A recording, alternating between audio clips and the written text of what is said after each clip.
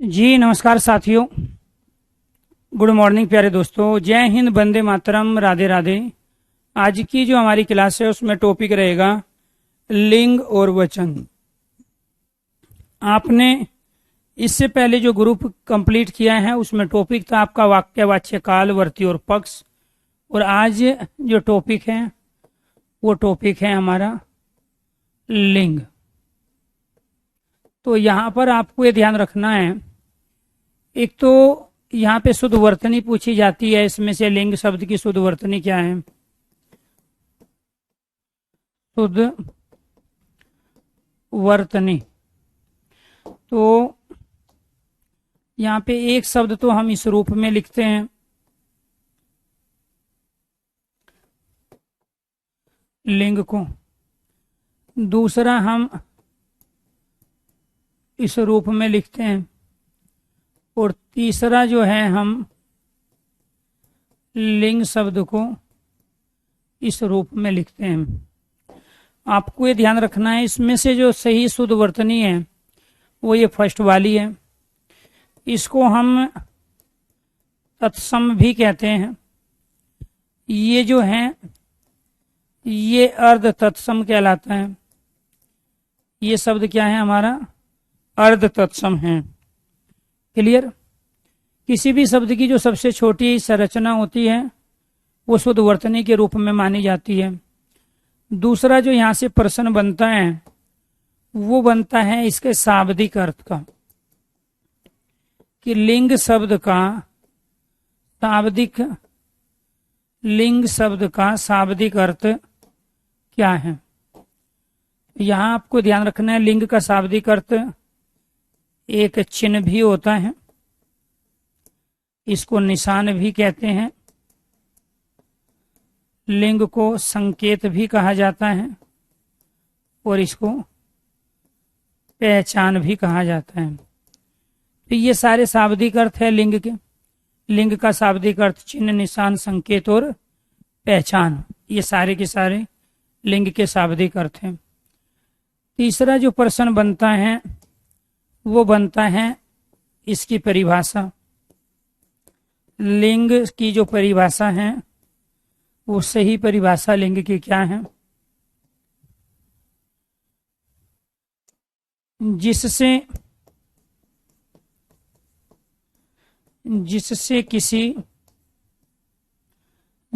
किसी वस्तु, पदार्थ, व्यक्ति, इससे किसी वस्तु, पदार्थ, व्यक्ति, प्राणी के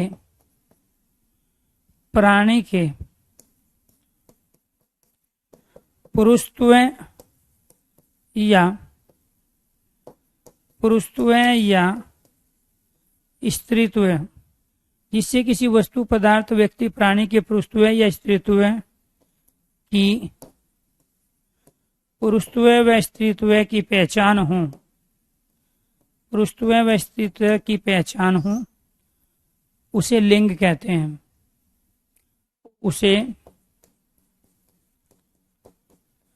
उसे लिंग कहते हैं। तो ये थे कुछ बेसिक प्रश्न आपके तीन।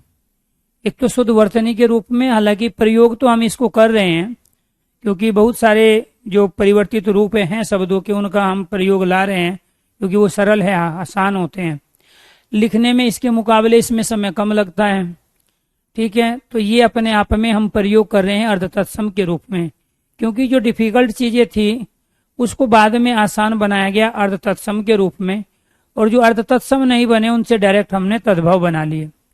तो जो डिफिकल्ट चीज है हमेशा उसको आसान करने की कोशिश इंसान की प्रवृत्ति रही है। ऐसे ही इसका प्रचलन अब नहीं है लिंग का, लेकिन शुद्ध वर्तनी के रूप में जब पूछा जाएगा तो यही लिंग अपने आप में शुद्ध वर्तनी के रूप में है।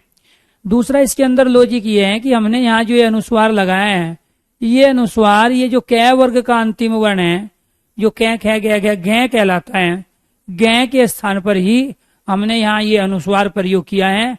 अर्थात ये ऊपर वाला जो वर्ण है जो कि आधा है और नीचे वाला जो गे है इसमें ये पूरा है, ये हमने जो प्रयोग किया है कै वर्ग का अंतिम वर्ण प्रयोग किया है। क्लियर। शाब्दिक अर्थ, इस लिंग का शाब्दिक अर्थ चिन्ह भी होता है, संकेत भी होता है, निशान भी होता है और पहचान भी होता है। तो यहाँ आपको ध्यान रखना है, जिससे किसी वस्तु, पदार्थ, व्यक्ति, प्राणी के पुरुषत्व अर्थात उसके पुरुष जाति के होने का या स्त्रीत्व उसके स्त्री जाति के होने का हमें ज्ञान होता है, उसको हम लिंग कहते हैं। अर्थात जिससे पुरुषत्व या स्त्रीत्व की पहचान हो तो वो क्या कहलाता है, हमारा लिंग कहलाता है। इसके बाद यहाँ जो क्वेश्चंस आते हैं वो पूछे जाते हैं लिंग के भेदों से। किससे पूछे जाएंगे? लिंग के भेद। लिंग के 3 भेद होते हैं। एक होता है आपका पुरलिंग। क्या होता है? पुरलिंग। इस पुरलिंग को भी हम ऐसे लिखते हैं या फिर इसको ऐसे लिखा जाएगा, यहाँ पे इसके स्थान पे अनुस्वार प्रयोग कर लो आप, ये हो गया। इसके बाद में दूसरा क्या होता है आपका, एक स्त्रीलिंग होता है आपका। इस स्त्रीलिंग को भी आप ऐसे लिखोगे, शुद्ध वर्तनी ये पहले वाली ही है, प्रयोग में हम इस अर्ध तत्सम के रूप में इसका ये ला रहे हैं। और तीसरा जो लिंग होता है वो होता है आपका उभयलिंग। क्या होता है? उभयलिंग। और इस उभयलिंग को भी आप या तो इस तरीके से लिखेंगे या फिर इस रूप में लिखेंगे। तो यहाँ 3 प्रकार के लिंग का प्रयोग हम हिंदी में करते हैं। संस्कृत में भी 3 ही लिंग होते हैं, लेकिन संस्कृत में उभयलिंग नहीं होता, उसके स्थान पे हम नपुंसक लिंग का प्रयोग करते हैं। किसका प्रयोग करते हैं? नपुंसक लिंग। अगर आपको इतनी बातें जो आपको ये बेसिक प्रश्न बताए गए, ये सारी चीजें अगर आपको क्लियर हो गई है और मेरी आवाज आप तक प्रॉपर पहुंच रही है, सब कुछ क्लियर दिख रहा है, तो एक बार सारे स्टूडेंट ओके कीजिए, यस कीजिए।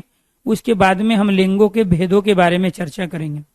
यहाँ तक अगर चीजें क्लियर हैं तो मेरी रिक्वेस्ट है आपसे कि एक बार सारे स्टूडेंट ओके कीजिए, यस कीजिए, जिससे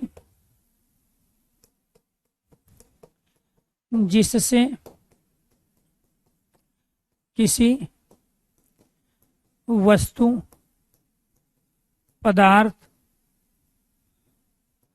प्राणी, इससे किसी वस्तु, पदार्थ, व्यक्ति, प्राणी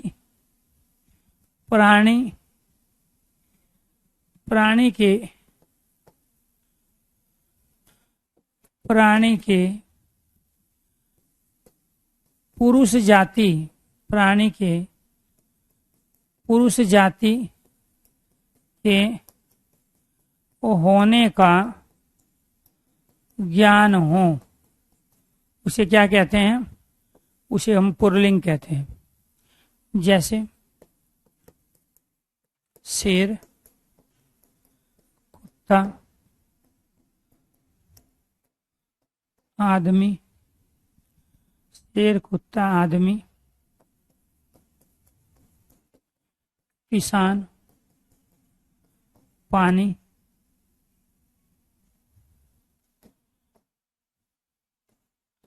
दही, ये सब क्या है? पुरलिंग। दूसरा, जिससे किसी वस्तु, पदार्थ, व्यक्ति, प्राणी के स्त्री जाति के होने का, स्त्री जाति के होने का पता चलता है, पता चलता है, वो क्या कहलाता है? स्त्रीलिंग कहलाता है। जैसे शेरनी, कुतिया, औरत,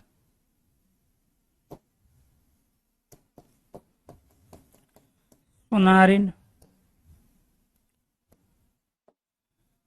घड़ी, कुर्सी, ये इसका क्या है, ये सारे के सारे आपके, ये सारे के सारे आपके पुल्लिंग हैं और ये सारे के सारे आपके स्त्री जाति का ज्ञान करा रहे हैं।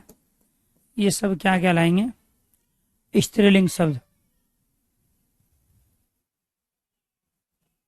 ठीक, तो उभयलिंग क्या कहलाते हैं,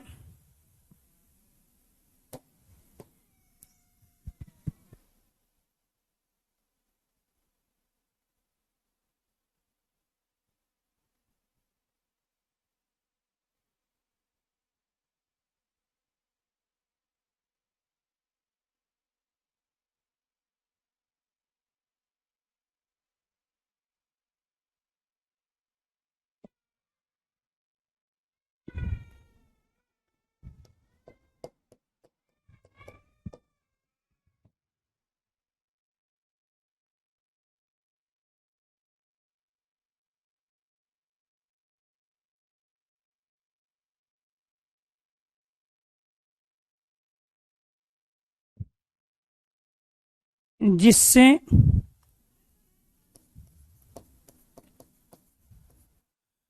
जिससे किसी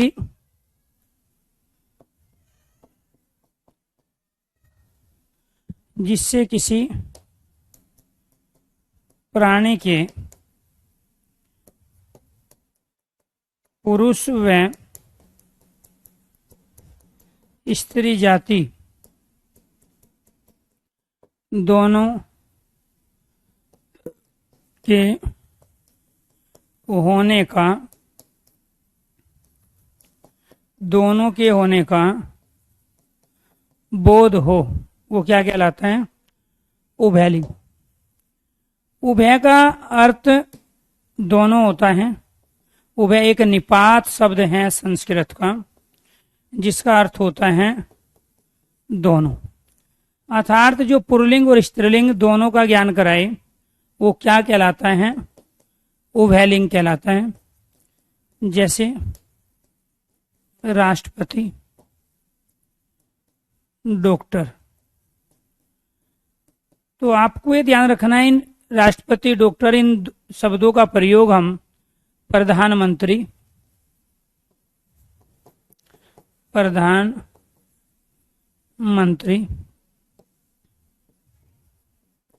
चित्रकार, इनका प्रयोग हम दोनों लिंगों में करते हैं, पुल्लिंग में भी और स्त्रीलिंग में भी। तो यानी कि जिन शब्दों से हमें पुल्लिंग और स्त्रीलिंग दोनों जातियों का पता चले, अर्थात जिनको हम पुल्लिंग स्त्रीलिंग में समान रूप से प्रयोग में ला सकते हो, वो क्या कहलाते हैं, हमारे शब्द उभयलिंगी कहलाते हैं। ये पुल्लिंग तब कहलाएंगे जब इनके साथ पुल्लिंग क्रिया प्रयोग करेंगे हम। राष्ट्रपति जा रहा है तो पुल्लिंग, राष्ट्रपति जा रही है तो स्त्रीलिंग, डॉक्टर बुला रहा है तो पुल्लिंग और डॉक्टर बुला रही है तो स्त्रीलिंग, प्रधानमंत्री जा रहे हैं तो स्त्रीलिंग, प्रधानमंत्री जा रही है तो स्त्रीलिंग। लेकिन प्रयोग हम दोनों का समान रूप से करते हैं। तो ये है आपके पुल्लिंग, स्त्रीलिंग और उभयलिंग। तो लिंग के जो भेद होते हैं, आपके कॉम्पिटिटिव एग्जाम जो आप दे रहे हो उसमें अगर ऑप्शन में 3 नहीं है राइट आंसर, फिर आपका 2 ही होगा, क्योंकि जब जब ऑप्शन में 2 और 3 हो तो राइट आंसर 3 है। तो लिंग 3 प्रकार के होते हैं, क्योंकि तीसरे का ऑलरेडी हम प्रयोग कर ही रहे हैं। इसीलिए आपको ये ध्यान रखना है कि जब ऑप्शन में 3 नहीं होगा तो लिंग के भेद होंगे आपके 2, एक होगा पुल्लिंग और दूसरा क्या होगा आपका स्त्रीलिंग। जो उभयलिंग शब्द है वे और कौन कौन से होते हैं हमारे उभयलिंग शब्द, उभयलिंग जो पुल्लिंग और स्त्रीलिंग दोनों में हम प्रयोग करते हैं वो क्या है हमारे उभयलिंग। तो इसके अंतर्गत जो हम शब्द प्रयोग करेंगे, एक तो राष्ट्रपति, उपराष्ट्रपति,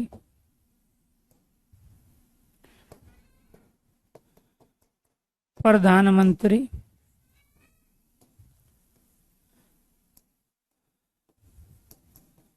उप प्रधानमंत्री, प्रधानमंत्री, उप प्रधानमंत्री, राज्यपाल, उपराज्यपाल, इन पे स्त्री पुरुष दोनों बैठ सकते हैं, दोनों काम कर सकते हैं, दोनों को ये पद मिल सकते हैं। राज्यपाल, उपराज्यपाल, मंत्री, उपमंत्री,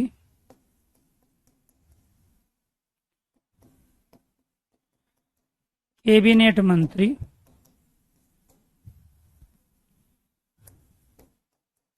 मुख्यमंत्री,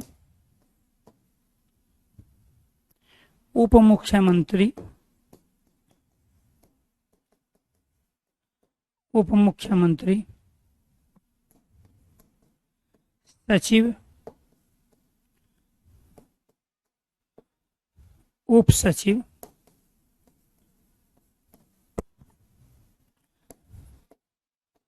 प्रधान,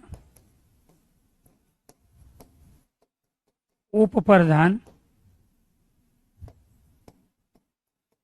प्रमुख, उप प्रमुख, सरपंच,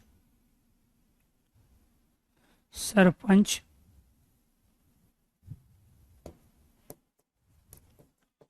चित्रकार, डॉक्टर, पुलिस,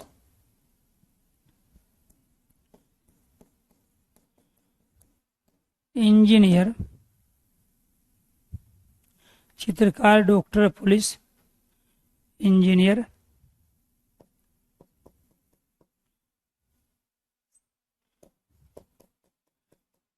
मैनेजर,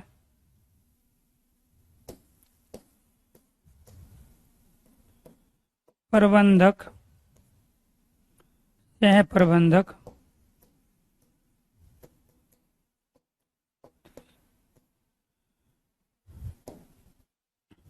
ये सारे के सारे क्या हैं हमारे उभयलिंगी शब्द है।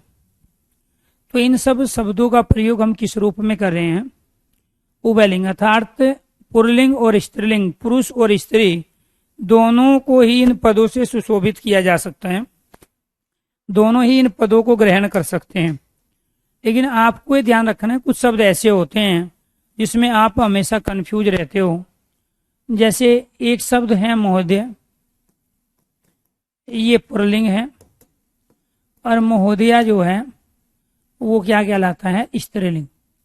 ऐसे ही एक शब्द होता है अध्यक्ष, ये पुल्लिंग है, और एक शब्द होता है अध्यक्ष, ये शब्द क्या है? स्त्रीलिंग। तो आप इनको समान रूप से प्रयोग नहीं कर सकते। एक शब्द आप शिक्षक हैं, तो यहाँ पे इसका क्या होगा? शिक्षिका। एक शब्द यहाँ अध्यापक है, अध्यापक, तो इसका क्या होगा? अध्यापिका, अध्यापिका। क्लियर? तो यहाँ आपको ये ध्यान रखना है, ये जो शब्द है हमारे, ये पुल्लिंग है, पुरुष जाति का ज्ञान करा रहे हैं, और ये जो शब्द है हमारे, ये क्या है? ये स्त्रीलिंग है, स्त्री जाति का ज्ञान करा रहे हैं। तो इनमें आप महोदय, अध्यक्ष, शिक्षक, अध्यापक, ये पुल्लिंग हुए, और ये इनका क्या हो गया? स्त्रीलिंग रूप। तो पुल्लिंग का स्त्रीलिंग रूप भी पूछा जाता है, ये आपको ध्यान रखना है। ये जरूरी नहीं केवल यही शब्द है, ऐसे तो मुझे जो है कई क्लास चाहिए लिंग की पढ़ाने के लिए। इनके अलावा भी ऐसे बहुत सारे शब्द हैं, लेकिन ज्यादातर चूंकि ये पूछे जाते हैं इसलिए मैंने लिख दिए। उभयलिंग में ज्यादातर सेंटेंसों में या बिना सेंटेंस के ये पूछे जाते हैं, इसलिए मैंने इनको लिख दिया। अब मान के चलो कोई आपसे पूछने लगे कि वकील बताइए क्या है, तो वकील मेल फीमेल दोनों हो सकते हैं, तो इसलिए ये भी उभयलिंगी हुआ। ठीक है, तो ये आपको ध्यान रखना है, ये क्या कहलाए अपने आप में। ठीक है, तो मास्टर नहीं है, मास्टर का मास्टर नहीं होता है ऑलरेडी। ठीक है, तो वकील भी अपने आप में क्या कहलाया? उभयलिंगी कहलाया। अब ये बहुत सारे शब्द हैं जिनको हम पुल्लिंग या स्त्रीलिंग कह रहे हैं।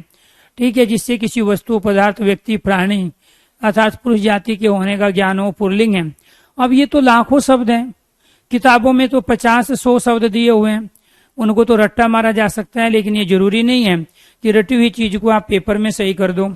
और ये भी जरूरी नहीं है कि जो किताबों में जो दिए हुए हैं वो आपके पेपर में आए। तो आखिरकार इन लाखों शब्दों को हम कैसे याद करेंगे, इन लाखों शब्दों को कैसे हम पहचानेंगे, इन लाखों शब्दों का कैसे हम ध्यान रखेंगे कि ये पुल्लिंग है, कि ये स्त्रीलिंग है, ये उभयलिंग है। उभयलिंग तो मैंने बताया आपको कि जब हम सेंटेंस में इनका प्रयोग करेंगे किसी स्त्री के लिए तो वहां क्रिया भी स्त्रीलिंग की होगी, तो उससे पता चल जाता है। यहाँ डॉक्टर बुला रही है स्त्रीलिंग है, डॉक्टर बुला रहा है पुल्लिंग है। लेकिन जब इनको बिना सेंटेंस के पूछे तब आप क्या कहोगे, इनको उभयलिंग कहोगे। क्या कहोगे? उभयलिंग, क्योंकि इनका प्रयोग हम दोनों रूप में कर रहे हैं। अब दूसरी चीज आपको जो यहाँ पहचाननी है वो ये पहचाननी है कि इनकी कुछ कंडीशन हैं जिनके आधार पे हम इनको कर सकते हैं। जैसे फॉर एग्जाम्पल कंडीशन क्या है, एक शब्द हमारा पानी है, एक दही है, एक मोती है और एक हाथी है। अब इन शब्द के अंत में ई आया, एक दो और हो सकता है लेकिन 10 शब्द नहीं हो सकते। आपका काम इन्हीं से चलेगा क्योंकि आपको तो सिलेक्शन लेना है, सरकारी नौकरी लगनी है। तो पानी, दही, मोती और इसमें हाथी में लास्ट में बड़े ई का प्रयोग हुआ है। ये यहाँ भी ई है, यहाँ भी ई का है, यहाँ भी ई है, यहाँ भी ई है। तो ये ई अंत वाले ये जो शब्द हैं ये तो हैं आपके पुल्लिंग, जो पुरुष जाति का ज्ञान करा रहे हैं। इनको छोड़ के बाकी कुछ भी आ जाए वे सारे के सारे क्या कहलाते हैं? स्त्रीलिंग शब्द कहलाएंगे। तो ई अंत वाले अधिकांश शब्द, अब ये तो हो गए अपवाद इस कंडीशन के। और फिर हमने कंडीशन बना ली ईकारांत। क्या बनाई कंडीशन? ईकारांत शब्द स्त्रीलिंग होते हैं। ईकारांत शब्द स्त्रीलिंग होते हैं। या हम इसको ये भी कह सकते हैं अधिकांश इकारांत शब्द स्त्रीलिंग होते हैं। भाई अगर हम ये कह रहे हैं इकारांत शब्द स्त्रीलिंग होते हैं तो ये कहलाएगा अपवाद। ये क्या कहलाएगा? ये अपवाद होगा। अपवाद मतलब कोई कंडीशन बनी, सब पे अप्लाई हो रही है लेकिन किसी पे अप्लाई नहीं हो रही। कंडीशन ये बनी कि 17.5 साल से नीचे का कोई भी बच्चा ग्रेजुएशन में एडमिशन नहीं ले सकता। अगर वो 17.5 साल से नीचे का एडमिशन लेके ग्रेजुएशन करता है तो वो ग्रेजुएशन की डिग्री उसकी वैलिड नहीं मानी जाएगी। लेकिन विशेष परिस्थितियों में ये कुलपति को अधिकार है, ये राज्यपाल को अधिकार है, ये मुख्यमंत्री को अधिकार है कि वो 12 साल के बच्चे की भी ग्रेजुएशन करवा सकता है। तो वो अपवाद हो गया, वो विशेष परिस्थिति हो गई। नियम ये बना कि कोई भी अगर रेड लाइट को जंप करेगा, लाल बत्ती तोड़ेगा तो उसका चालान होगा, उसको जुर्माना भुगतना पड़ेगा। लेकिन वही रेड लाइट अगर आफत आ रही है जान पे, अगर आप तोड़ देते हो तो आपको जुर्माना नहीं भरना है। एम्बुलेंस रेड लाइट तोड़ के जाएगी, जुर्माना नहीं भरना है। पुलिस वाले रेड लाइट तोड़ के जाएंगे, जुर्माना नहीं भरना है क्योंकि वो अपनी ड्यूटी पे है। तो कई बार जो नियम बने वो हर परिस्थिति में, हर कंडीशन में सब पे अप्लाई नहीं होते। ऐसे इकारांत शब्द स्त्रीलिंग होते हैं, एक कंडीशन बनी। लेकिन ये पानी, दही, मोती, हाथी पे लागू नहीं होता है। ठीक है, इसीलिए ये कहलाए पुल्लिंग।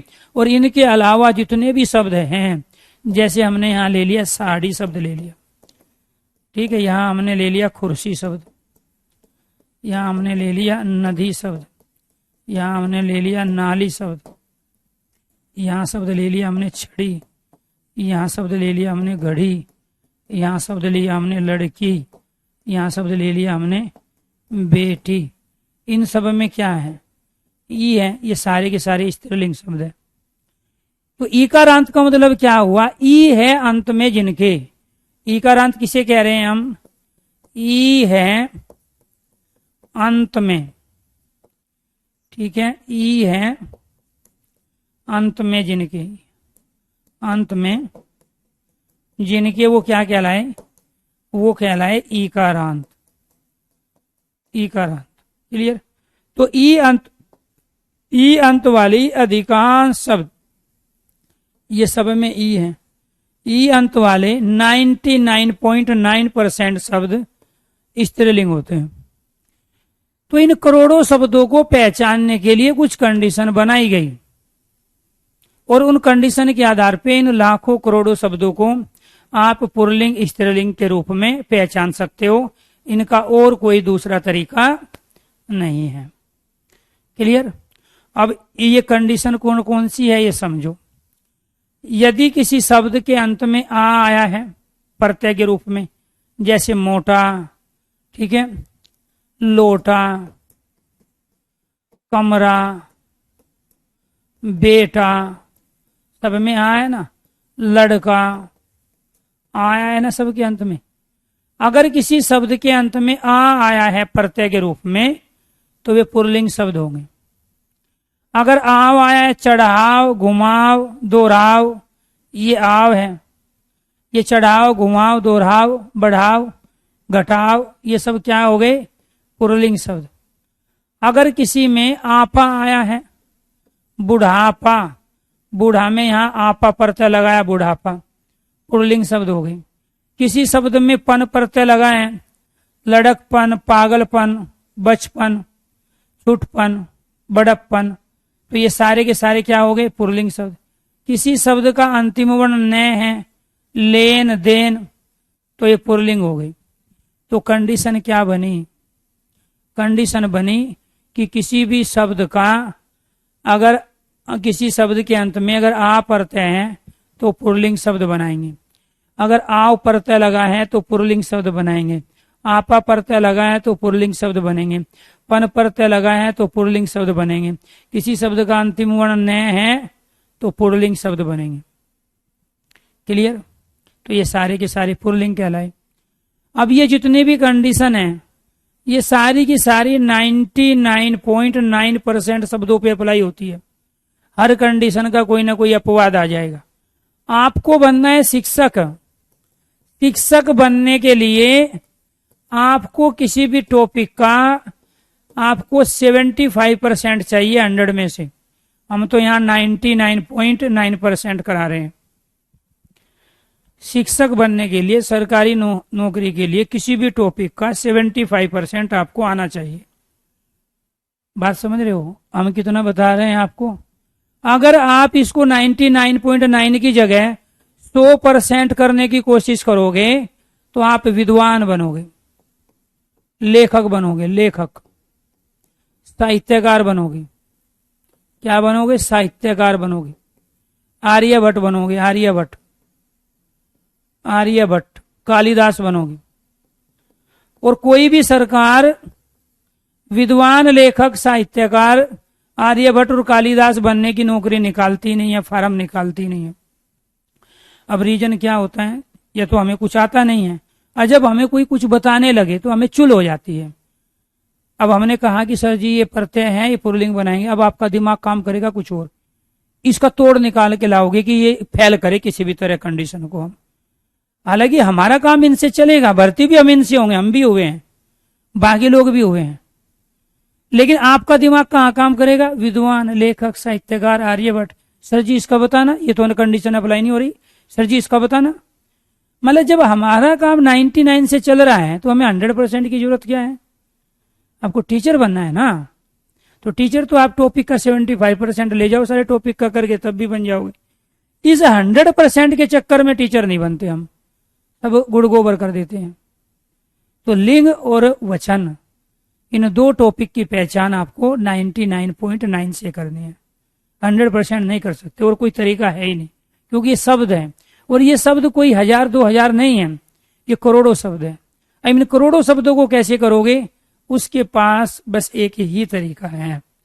तो इसीलिए आपके दिमाग में जो चुल चलती है, जिसको ब्रेन की खुजली कहा जाता है, वो ब्रेन की खुजली आपको विद्वान, लेखक, साहित्यकार, आर्यभट्ट और कालिदास की श्रेणी में खड़ा करेगी। जितने भी पर्वतों के नाम हैं सारे के सारे पुल्लिंग हैं। जितने भी पर्वत हैं, चाहे वो विंध्याचल पर्वत हो या हिमालय पर्वत हो, चाहे वो नीलगिरी हो या धौलागिरी हो, सारे दुनिया के पर्वतों के नाम पुल्लिंग। इसके बाद जितना बताऊं इतना पचाओ, ज्यादा की आवश्यकता नहीं है, ज्यादा के चक्कर में इतना भी नहीं कर पाओगे। ठीक है? जितने भी पर्वतों के नाम हैं सारे पुल्लिंग, जितने भी महीनों के नाम हैं सारे पुल्लिंग। कौन से महीने? आषाढ़, सावन, भादो, अश्वनी, कार्तिक, ठीक है, फागुन, ये सारे के सारे जितने भी वार के नाम हैं, सारे के सारे वार, सोमवार, मंगलवार, ठीक है, बुधवार, बृहस्पतिवार, शुक्रवार, शनिवार, इतवार, रविवार, सारे वार पुरलिंग। कुछ ग्रहों के नाम पुरलिंग है। अब कुछ ग्रहों के नाम क्यों कहा इसने, सारे ग्रह क्यों नहीं कहे? क्योंकि पृथ्वी एक ग्रह है और वो स्त्रीलिंग है। क्यों? क्योंकि पृथ्वी के अंत में ई आ गया है और ई अंत वाले स्त्रीलिंग होते हैं। हाँ बिल्कुल, ये आई ना बात।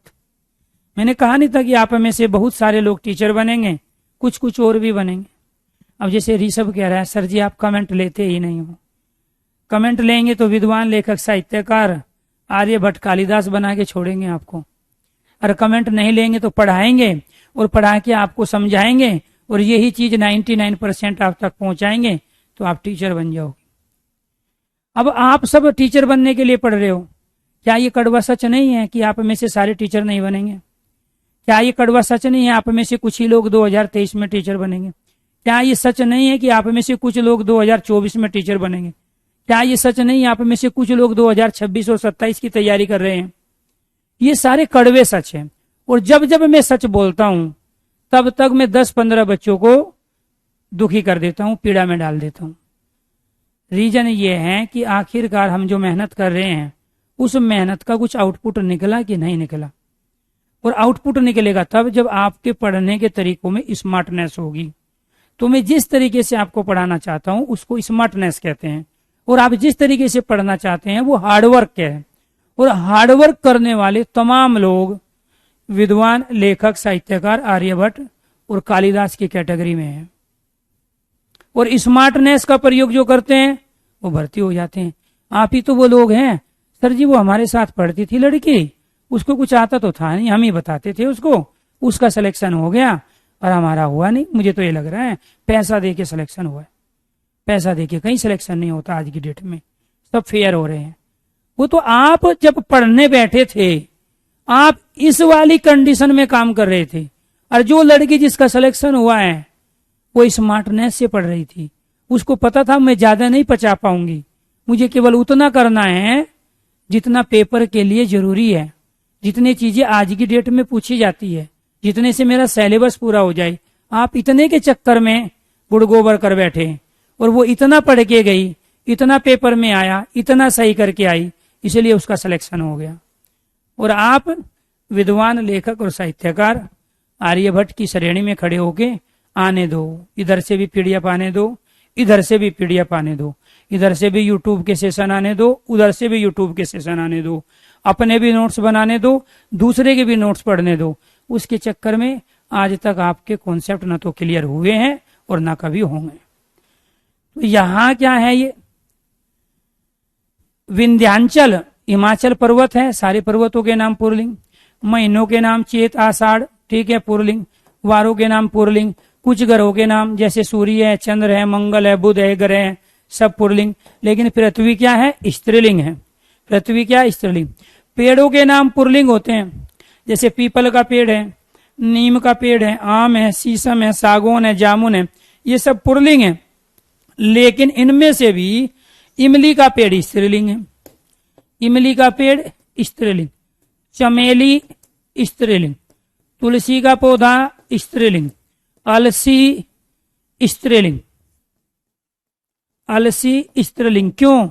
इन सब के अंत में ई आया है, और ई अंत वाले स्त्रीलिंग होते हैं जी। तो ये क्या है, अब सबका अपना अपना माइंड सेट है। हाँ देखो, आ नहीं गया, मैंने कहा नहीं था, एक से एक। बिहार पुलिस में पैसा दीजिए आपका हो जाएगा। और हम ये कह रहे हैं कि अगर उसमें, ठीक है मैं मानता हूं कि थोड़ा बहुत भ्रष्टाचार है, लेकिन क्या ईमानदारी से लोग भर्ती नहीं होंगे उसमें?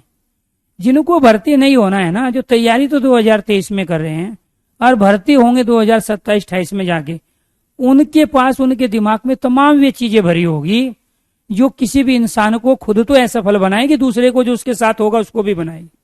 इसलिए आप अपनी संगति सही रखो, अपने यार दोस्तों आप उनको रखो जिनका सिलेक्शन हो चुका है। और यही सबसे बड़ी विडंबना है, टीचिंग लाइन में भी, बाकी जगह भी है। ये जो भीड़ है ना, और इसमें से बहुत सारी वैकेंसी ऐसी है जो खाली जाती है।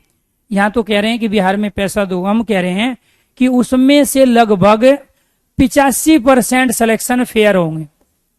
85% सिलेक्शन फेयर होंगे, जिसमें आप भ्रष्टाचार की बात, अरे हम कह रहे हैं कि आप 25% में ही आ जाओ, हम तो 85 बता रहे हैं।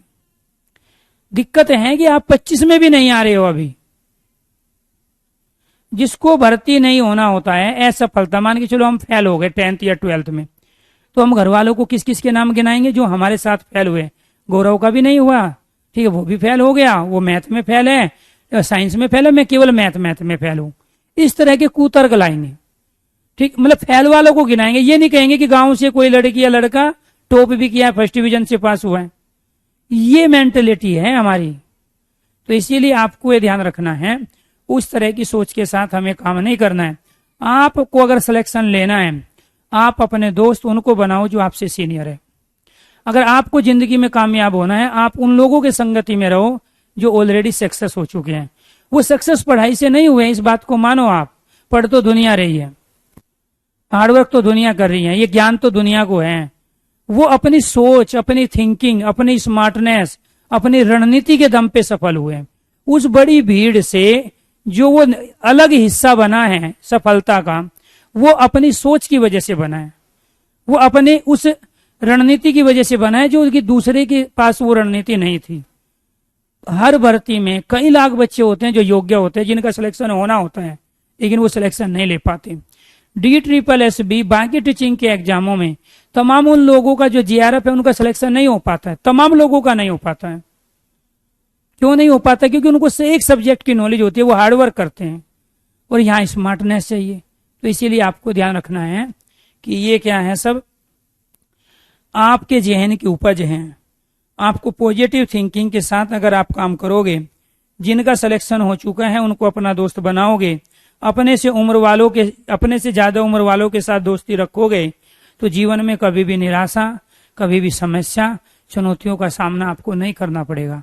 क्योंकि अपने से उम्र वालों के आप अनुभव से फायदा उठाओगे, सफल होने वालों की सोच से फायदा उठाओगे, और आपके अंदर खुद कैलिबर है उन तमाम चीजों को करने का। इसलिए आपको केवल और केवल अपनी डायरेक्शन चेंज करनी है। और यही कारण है कि आप बार बार जो फ्रस्ट्रेशन में जाते हो, उसका रीजन है कि आपके दोस्त आपके जैसे हैं। वो भी कह रहे हैं कि भ्रष्टाचार से होगी, आपने भी कह दिया होगी, 4 ने और कह दिया, पढ़ने का तो मन कभी करेगा ही नहीं।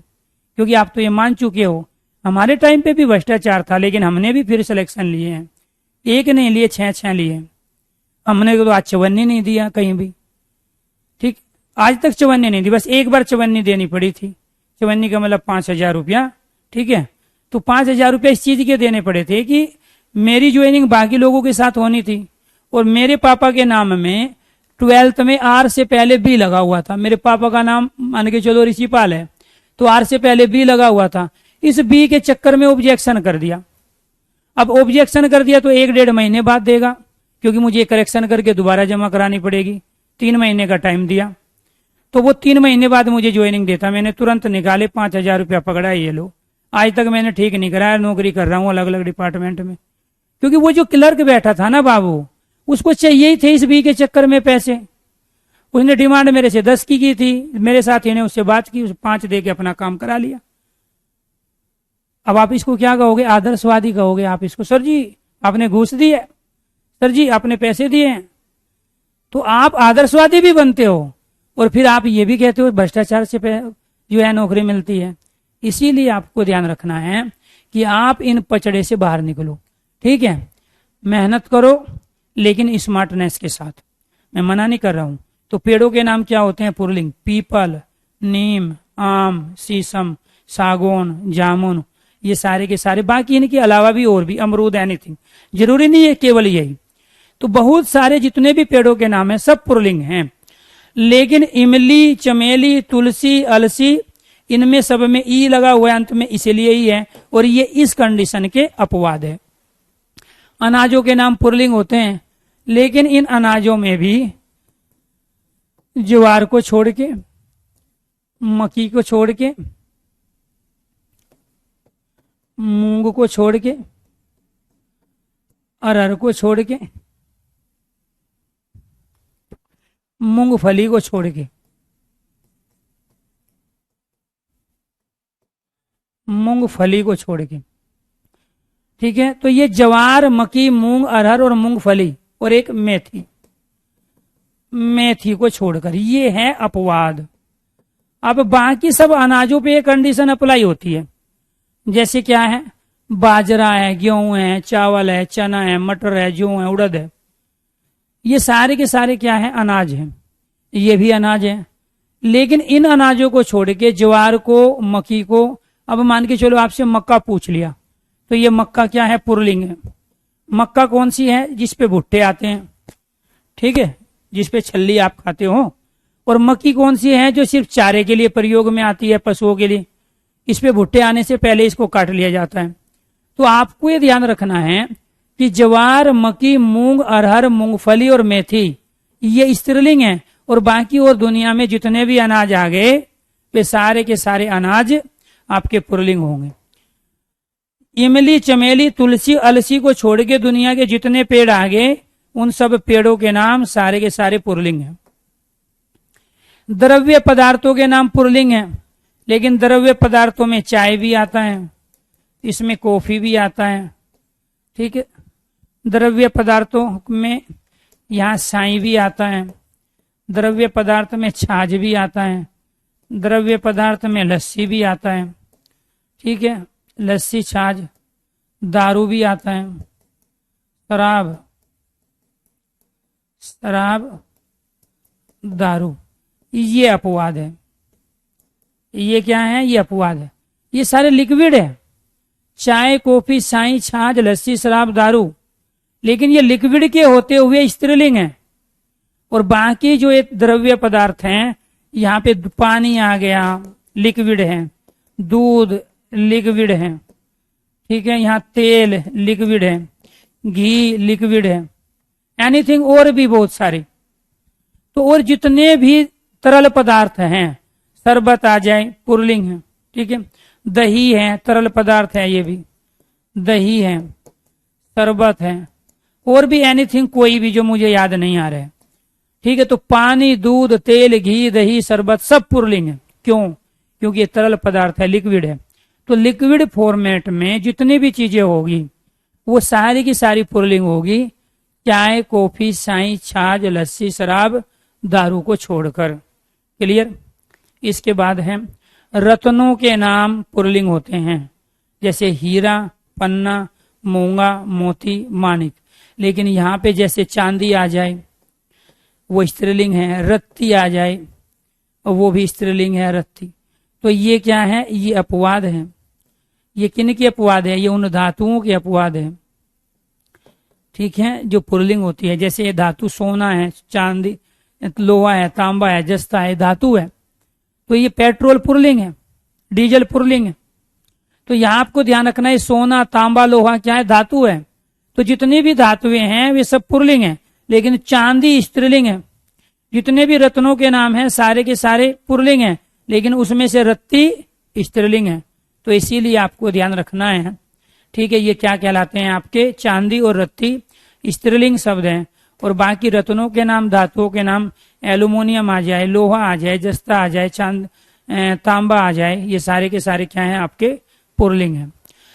देह के अवयवों के नाम पुरलिंग होते हैं, जैसे आंख है, आंख, कान, आंख, कान, जीभ, भुजा, बाहा, कोहनी, कलाई, कोहनी, कलाई, उंगली, ये सारे के सारे क्या हैं? स्त्रीलिंग है। ये सारे शब्द क्या है? अपवाद है, स्त्रीलिंग है। किस कंडीशन के? देह कहते हैं शरीर को, अवयव कहते हैं भाग, अंग को।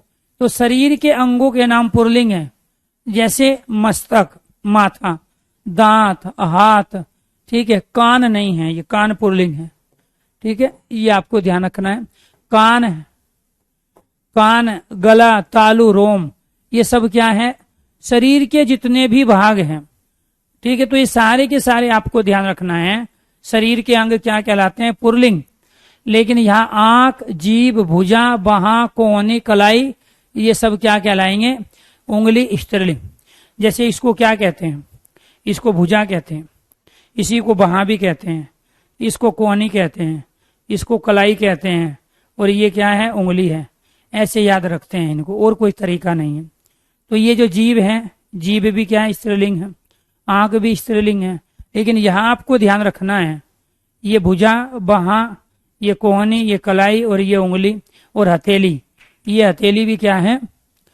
स्त्रीलिंग है। हथेली, ये सब क्या है? स्त्रीलिंग। तो यहाँ ये सब क्या है? स्त्रीलिंग है, और ये सब क्या है? पुल्लिंग है। जलीय भाग है। जलीय भाग में नली को छोड़ के, नाली को छोड़ के, लहर को छोड़ के, नहर को छोड़ के, नदी, नाली, लहर, नहर, ये सारे के सारे क्या हैं? स्त्रीलिंग है। बाकी कोई भी जलीय भाग आ जाए, जैसे समुद्र है, सागर है, तालाब है, कुआं है, सब पुल्लिंग है। नाला है, पुल्लिंग है। तो जलीय जो भाग है आपको ध्यान रखना है, तो वो क्या है? जलीय भाग पुल्लिंग। लेकिन उसमें से नदी को, नाली को, लहर को, नहर को छोड़कर, और झील भी है, एक और शब्द है, वो क्या है? झील। झील भी जलीय भाग है, वो भी क्या कहलाएंगे? स्त्रीलिंग शब्द है।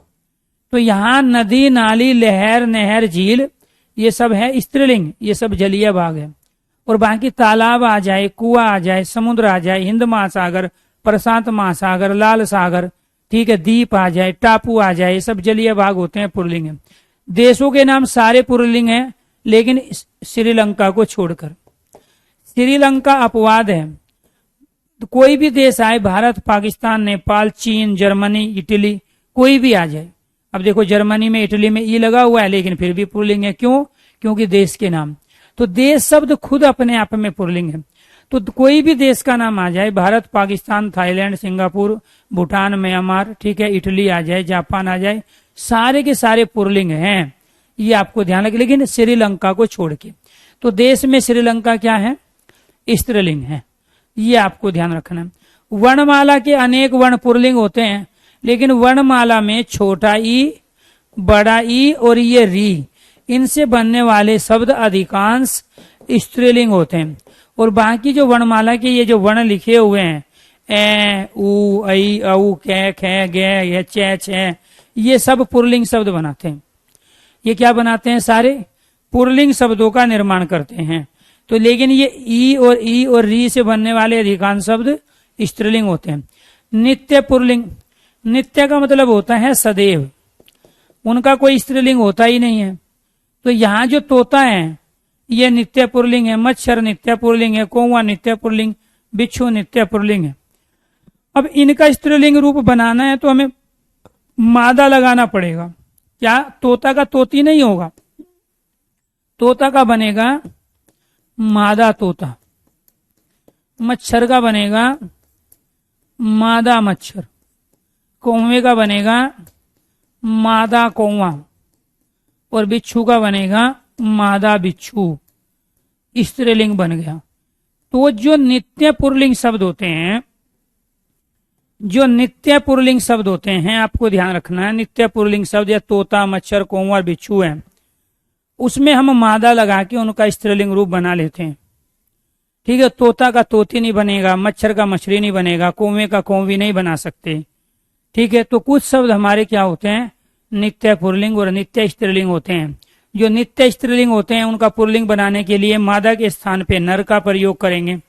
ठीक है, और जो नित्य पुल्लिंग होते हैं उनका स्त्रीलिंग बनाने के लिए मादा का प्रयोग करेंगे शब्द से पहले। तो ये क्या थे आपके? ये सारे के सारे थे यहाँ पे पुल्लिंग शब्दों की पहचान, किस तरीके से आप पुल्लिंग शब्दों को पहचान सकते हैं। ठीक है, ये आपको ध्यान रखना है कि ये सारे के सारे क्या कहलाए। ठीक है, आपके पुल्लिंग शब्द। अगर कंडीशन समझ में आई है तो एक बार सारे स्टूडेंट ओके कीजिए, यस कीजिए। वहां कोई भुजा कहा जाता है। ठीक है, ये होता है ना, हमारे पास दो भुजाएं, कहते हैं ना भुजाओं में बल है कि नहीं है, तो भुजा क्या है? वहां को कह रहे हैं, इनको भुजा कह रहे हैं। ठीक है, चलो जी। और कोई तरीका नहीं था इन पुल्लिंग शब्दों को पहचानने का, बताने का, क्योंकि ये करोड़ों शब्द हैं और उन करोड़ों शब्दों पे आपको ये कंडीशन अप्लाई करनी है। दूसरा तरीका क्या है कि जब भी आपसे पुल्लिंग और स्त्रीलिंग शब्द पूछे जाए कि कौन सा पुल्लिंग है कौन सा स्त्रीलिंग है, किस शब्द के पुल्लिंग का कौन सा स्त्रीलिंग रूप बनेगा, तो आप उसके साथ क्रिया का प्रयोग करो। जैसे फॉर एग्जाम्पल हमने यहाँ पे पानी शब्द का प्रयोग किया है, पानी। अब पानी पी जाती है, ये सही है कि पानी पिया जाता है, ये सही है। पानी पिया जाता है, तो ये जाता है जाती है हमें बता देगा कि ये पानी शब्द क्या है, पानी पिया जाता है या फिर पानी पी जाती है। तो कहीं दूसरा जो तरीका है इनको पहचानने का, शब्दों के साथ में आप क्रिया का प्रयोग कर लो। और यहाँ क्रिया जो जाती है पानी पी जाती है, ये गलत हो गया। इसका मतलब क्या हुआ, पानी शब्द पुल्लिंग है, क्योंकि पानी के साथ हम पुरुष जाति की क्रिया प्रयोग करेंगे जाता है। तो कई बार हम शब्दों के लिंगों को पहचानने के लिए क्रिया का प्रयोग करके भी उसके लिंग की पहचान कर सकते हैं। ठीक है। और दूसरी कंडीशन ये है कि तमाम ये जो 9 कंडीशन आपको बताई है, इन 9 कंडीशन का आपको प्रयोग करो कि कुछ प्रत्यय होते हैं जिनके माध्यम से पुल्लिंग शब्द बनते हैं। पर्वतों के नाम, महीनों के नाम, वारों के नाम, ग्रहों के नाम पुल्लिंग हैं, पृथ्वी ग्रह को छोड़कर। पेड़ों के नाम पुल्लिंग हैं, कुछ पेड़ों को छोड़ के, इमली, चमेली, तुलसी और अलसी को छोड़ के। इसके साथ यहाँ अनाजों के नाम पुल्लिंग है, कुछ अनाजों को छोड़ के, ज्वार, मक्की, मूंग, अरहर, मूंगफली, मेथी को छोड़ के। तरल पदार्थों के नाम जो है पुल्लिंग है, उनमें से तरल पदार्थ में चाय, कॉफी, साई, छाछ, लस्सी, शराब, दारू को छोड़ के।